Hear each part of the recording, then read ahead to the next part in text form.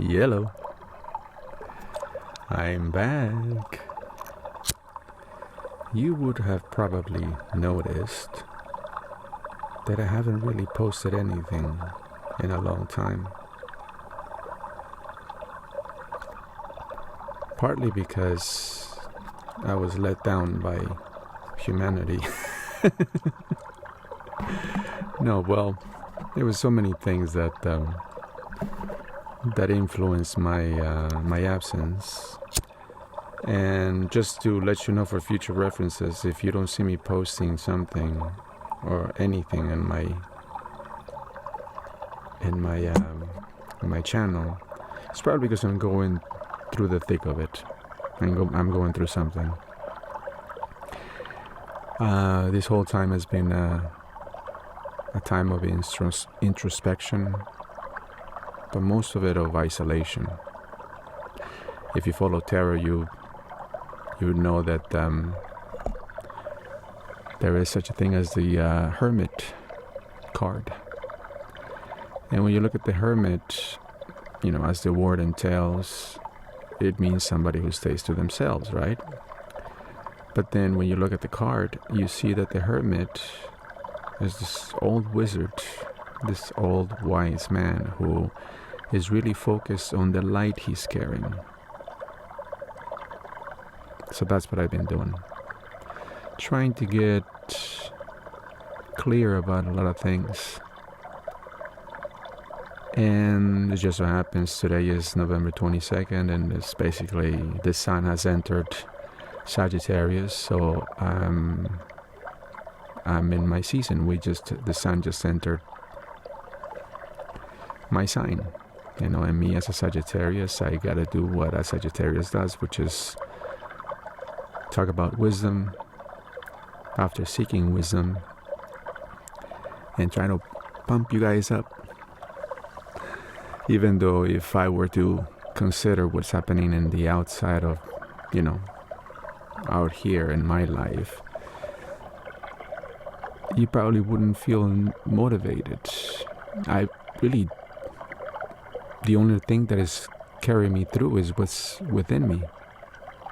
I am trying to ignore whatever exterior appearances or circumstances are around me.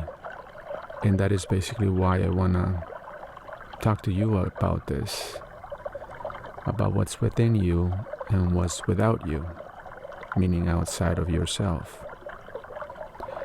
Because essentially that's what's outside is a mirror of what's happening within. So you may say, well, so what you're saying, Pancho, is that you are going through the thick of it, you're going through hard times, and it's probably because it is within you. Yep. And you would be right.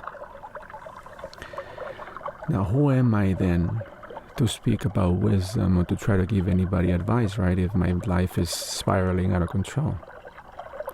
Well, it is because I have what is called, familial patterns. And since we all deal with patterns, this is why I get the girth or the room to speak about this, because essentially nobody has it all together. We're all trying to piece it all together, as we move along.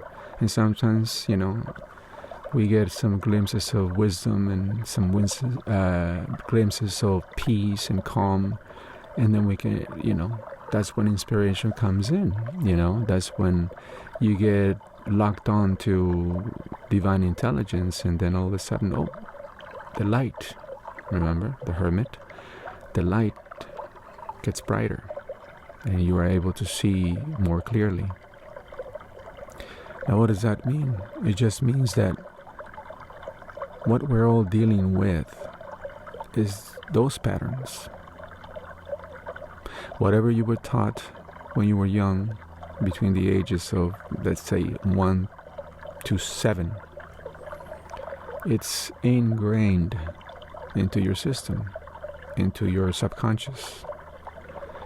And the subconscious is in charge of most functions, including, walking, driving, everything. It's in charge of everything. You don't. Most of the time, you think, well, where is the subconscious? Because I don't see it. Well, it's in everything you do. It's in every action you take. It's in every belief you have. So that's why I'm talking about this, because it's so important. We're all constantly being pulled towards. Our attention is constantly pulled towards the outside. And as many people have said in the past, that is the illusion, the outside. Because it's fixed on all these beliefs. I just heard something really interesting, that Reverend Ike, I don't know if you're familiar with this guy. I say this guy because a lot of people hold him as a charlatan, but then again, it's all about perception. That's exactly what he was talking about. He said that there is no such a thing as reality. There's only perception. And the perception is built on your subconscious thoughts and actions and beliefs, basically, that make up the outside that you see. It's a reflection of what's within. So that is what we're all dealing with. What's happening within. It reminds me of what Wayne Dyer said once in this show called The Power of Intention. He was talking about this guy, he lost his keys, right? And, he's looking for his keys, but then he sees a light outside. And he says, well, it's dark in here. Why am I going to waste my time looking in the dark when there's a perfectly good light outside? So he goes outside, and then a neighbor sees him and says, what are you doing? He says, I'm looking for my keys. So, well, I'll help you look for them. And they're all out there in the outside of the house under that light, looking for his keys. And then the neighbor finally asks, hey, where did you lose your keys? Oh, well, I dropped them in the house. Why are you looking for them out here? You know where I'm heading to, right? We're all constantly trying to put effort and action into what's happening in the outside, trying to find a fix, trying to find a solution. And we force it, and that's, just me just talking about it, I can feel the tension already accumulating. But when you realize that God is peace, right? Now all of a sudden we're disconnected because of all that tension, all that turmoil. We may call it inner turmoil, but in essence it's happening from the outside in. It's attacking. It's a form of self-attack. To lose it, to fall under doubt and worry and all of that stuff. And I'm not saying, that, just stop thinking about that kind of stuff. Right? Because that would be also putting effort into it. So what you need to get with is that light. You need to become that hermit and take care of your light. Pay attention to your light. To pay attention to what's within you. In fact, play some instructions, to what's within you, that feminine part of you, because essentially the subconscious is a feminine part of the brain, of the mind. The action-oriented, active mind, the waking mind, that's masculine. That gives orders or ideas, but essentially the one who makes it happen, let's say the one that carries that baby and makes it grow within and eventually see it in the outside is that feminine part, that subconscious.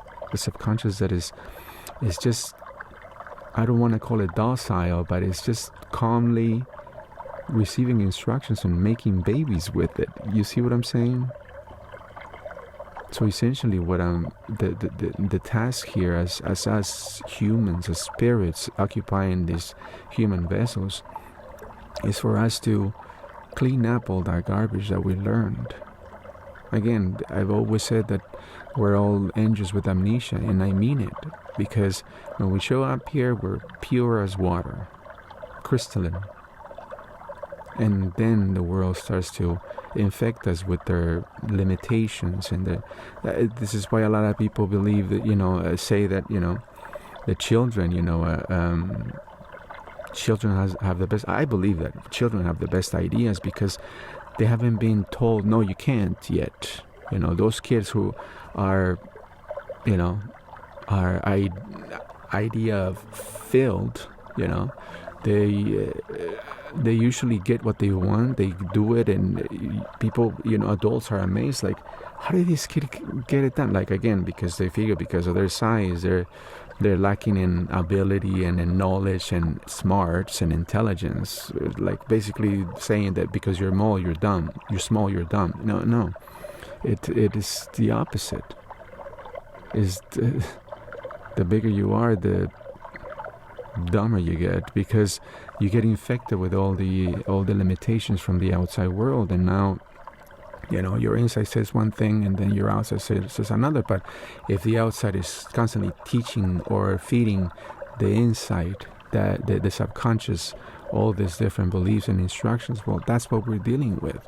And this is why you find plenty of videos on YouTube, telling you that here's the method to manifest, and if you reach this video, it's a sign, and we're all looking for these cracks of light, this hints of, yes, this might help.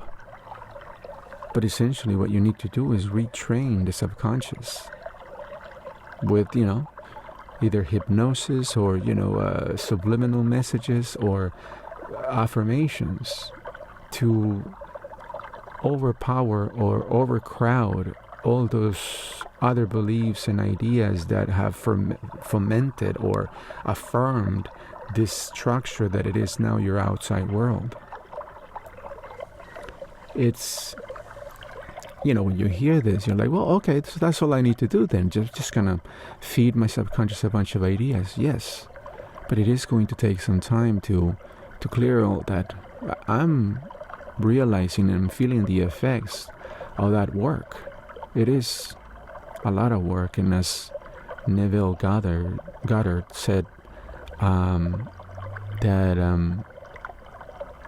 basically that any kind of self-care is going to pay off. You're re-educating yourself. You're re-educating your subconscious into getting or doing what you want, for you. Because essentially you don't get what you want, you get what you are.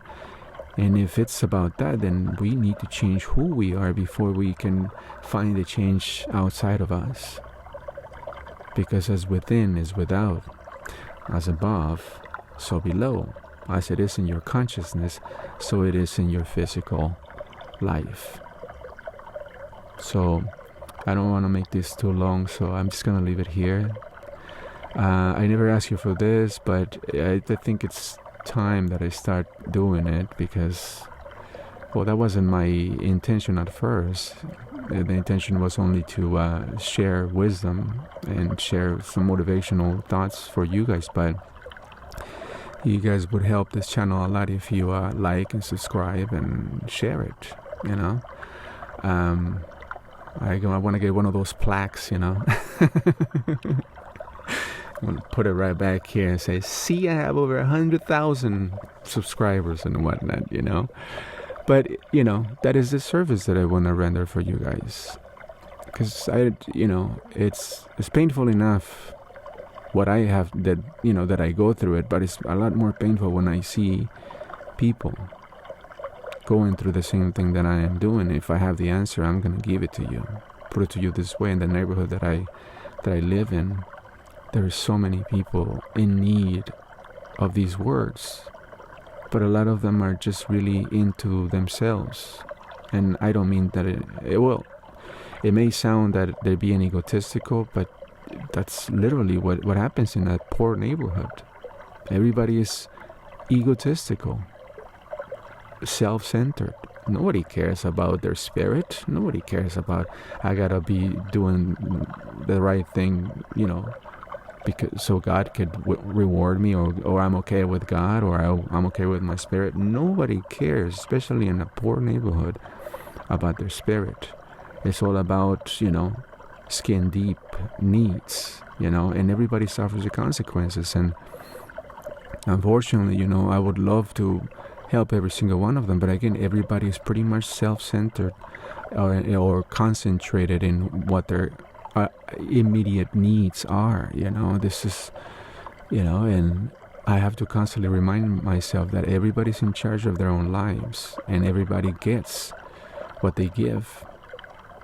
So when I see people, doing some messed up things, because a lot of it happens, and I'm not saying that in a rich neighborhood that doesn't happen, in a luxurious neighborhood that doesn't happen, because it does, because we're all, again, carrying the garbage that we learned, and until we don't replace it with something better, our lives will never improve. Yes, some can improve physically, but a lot of people could be doing it in not the nicest ways, and the message here is for you to be okay with your spirit, because then you finally will find some peace. It's not just about being okay with God and doing the right thing. It's just so you have that peace of mind, that sense of peace that you are. Anytime we don't have that peace, or we don't feel a loving feeling, we're outside of ourselves.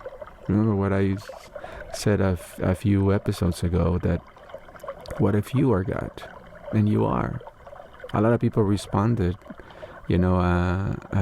negatively for that statement, that you're not God. And it's like, the question was, what if you are God? What would you do? Because as that other phrase says, that our biggest fear is not that we're inadequate. Our biggest fear is that we may be powerful beyond measure. Think about it and feel about it.